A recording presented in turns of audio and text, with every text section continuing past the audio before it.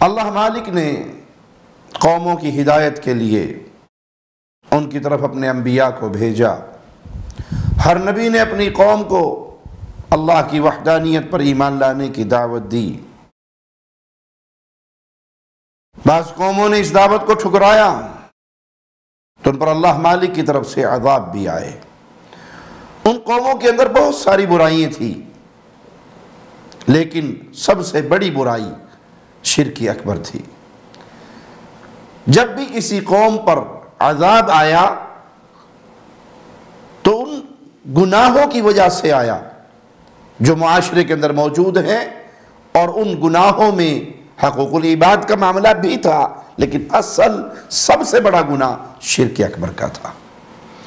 ایک پوسٹ دیکھنے کا موقع ملا جو سوشل میڈیا پر بہت زیادہ وائرل ہے، بہت لوگ اس کو شیئر کر رہے ہیں، اور اس کا متن یہ ہے کہ قرآن مجید میں جتنی بھی قوموں کی تباہی کا ذکر ہے، ان میں سے ایک قوم کی تباہی کی وجہ روزہ، حج، زکوٰۃ چھوڑنا نہیں، بلکہ کم تولنا، رشوت لینا، انصاف نہ کرنا، کسی کو ناحق قتل کرنا۔ اگر سادہ لفظوں میں کہوں تو معاملہ حقوق العباد کا تھا۔ جس بھائی نے یہ پوسٹ بنائی اس کی یہ بات غلط ہے، اور اس میں سب سے پہلے نماز، روزہ، زکوٰۃ اور حج جیسی عظیم عبادات کی اہمیت کو ختم کیا گیا ہے، حالانکہ یہ دین اسلام کے ارکان ہیں۔ ان پر اسلام کی بلڈنگ کھڑی ہے، ان کو گرا دیا تو اسلام کی بلڈنگ گر گئی۔ اور دوسری بات، اس پوسٹ میں سابقہ اقوام کی ہلاکت کا سب سے بنیادی مرکزی سبب وہ بیان نہیں کیا گیا، اور وہ حقوق العباد کا ماجرا نہیں، اللہ کی وحدانیت کا ماجرا، عقیدہ توحید کا ماجرا تھا۔ آئیے نوح علیہ السلام کی قوم کی بربادی کا سبب ہم قرآن حکیم سے پوچھتے ہیں تو قرآن ان کا جرم عظیم بیان کرتا ہے۔ وَقَالُوا لَا تَذَرُنَّ آلِهَتَكُمْ وَلَا تَذَرُنَّ وَدًّا وَلَا سُوَاعًا وَلَا يَغُوثَ وَيَعُوقَ وَنَسْرًا۔ اس قوم نے کہا کہ ہم اپنے معبودوں کو ہرگز نہیں چھوڑیں گے، ود، سواع، یغوث، یعوق، نصر، ہم ان کی پوجا سے باز نہیں آئیں گے، اپنے پنجتن پاک کو پوجتے رہیں گے۔ یہ بنیادی وجہ تھی نوح علیہ السلام کی قوم کی بربادی اور ہلاکت کی۔ اسی طرح اللہ مالک نے قوم عاد کی بربادی کا ذکر کیا، جب ان کو ان کے پیغمبر ہود علیہ السلام نے اللہ مالک کی وحدانیت کی طرف بلایا، اور وہ قوم اپنے آباء و اجداد کے راستے پہ چلتے ہوئے ان کے تراشے ہوئے معبودوں کی پوجا کرتی تھی، تو قوم جواب کیا دیتی ہے؟ قوم کا جواب اللہ کے کلام کی اس آیت کی روشنی میں سمجھیے۔ قالوا اجئتنا لنعبد اللہ وحدہ ونذر ما كان يعبد آباؤنا فأتنا بما تعدنا ان كنت من الصادقین۔ انہوں نے کہا تو اس لیے آیا ہے تاکہ ہم اکیلے اللہ کی عبادت کریں، اور جن معبودان کی پوجا ہمارے آباء و اجداد کرتے تھے ان کو چھوڑ دیں۔ تو اس قوم کی ہلاکت کا مرکزی سبب ایک اللہ مالک کی توحید کا اقرار نہ کرنا اور غیر اللہ کی پوجا کرنا۔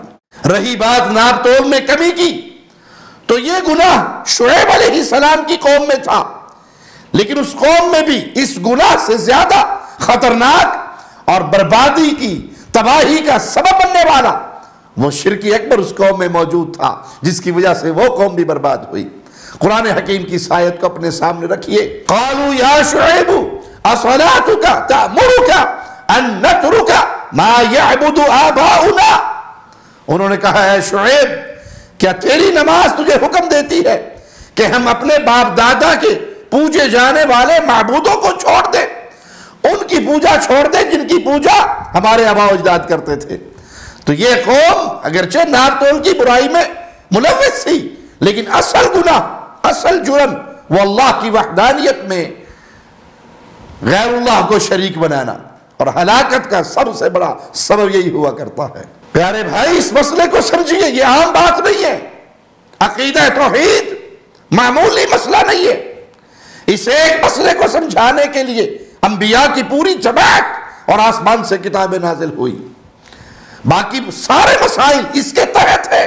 جس نے اس مسئلے کو سمجھا اس کے باقی مسائل بھی قبول ہوئے, باقی معاملات بھی, نیکی بھی قبول ہوئی. اور جس نے توحید کو نہیں سمجھا اس کی کوئی نیکی, کوئی عمل, کوئی بھلائی اس وقت تک بھلائی بنتی نہیں جب تک بنیاد میں توحید نہ ہو.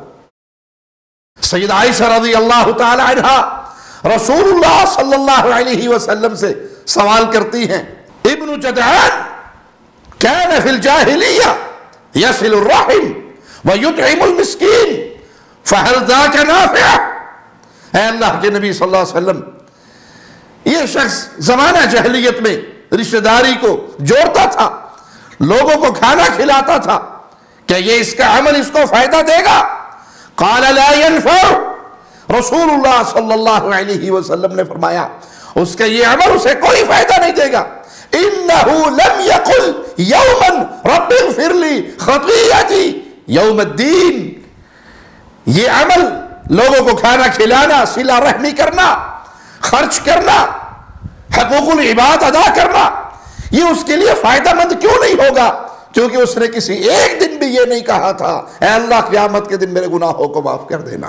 اس حدیث سے بھی معلوم ہوتا ہے کہ اگر کوئی شخص حقوق العباد کی ادائیگی کے اندر اپنی ذمہ داری پوری کر رہا ہے, رفاہی کام کر رہا ہے, خدمت خلق کر رہا ہے, بڑھ چڑھ کر لوگوں پر خرچ کر رہا ہے, لیکن وہ اللہ پر ایمان نہیں, عقیدہ توحید درست نہیں, رب کی وحدانیت کو نہیں مانتا, تو اس کی یہ ساری نیکیاں وہ مٹی کے ذرات کی طرح اڑا دی جائیں گی. قیامت کے دن اسے کوئی بدلہ نہیں ملے گا, اس کی اس نیکیوں کا اسی دنیا کے اندر ہی بدلہ دے دیا جائے گا. اس مسئلے کو ہمیشہ یاد رکھیے کہ توحید کی نعمت سے اگر کوئی محروم ہے تو وہ حقیقت میں رب کی جنت سے محروم ہے.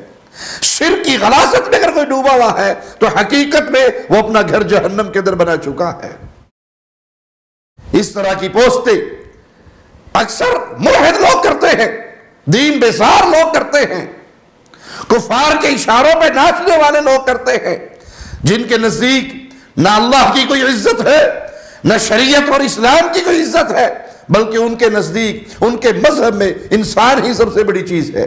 انسانیت کی خدمت یہی ان کے نزدیک بہت کمال کی چیز ہے, یہی اس کا عقیدہ ہے. نہ وہ اسلام کو جانتا ہے, نہ وہ دین کو سمجھتا ہے, نہ اس کا آخرت پر ایمان ہوتا ہے.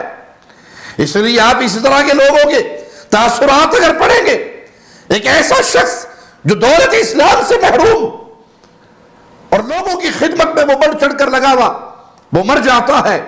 بعض لوگ لکھ دیں یہ اسلام کے راستے پر نہیں چلا, اسے اسلام کی دولت نصیب نہیں ہوئی, اس کا ٹھکانہ جہنم ہے. تو ایسے ہی ملحد نیچے لکھتے ہوتے ہیں کہ ہمیں بھی ایسی جنت کی ضرورت نہیں جہاں فلاں اور فلاں نہیں جائے گا. بھائی, جنت میں دخول کے لیے بنیادی شرط لا الہ الا اللہ, عقیدہ توحید, شرک سے برات. جو ان راستے پر چل کر آئے گا وہی رب کی جنت کا مہمان بنے گا.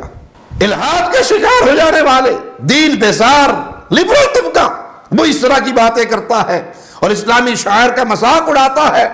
حج کا موقع آئے گا تو حج کو فضول خرچی قرار دیں گے, قربانی کا موقع آئے گا تو قربانی کو جانوروں کے ناحق قتل کا ذریعہ قرار دیں گے. اور ہمارے سادہ لوگ مسلمان نہ جانتے ہوئے شعوری طور پہ یا لا شعوری طور پہ ان ہتھ کنڈوں کا شکار ہو جاتے ہیں.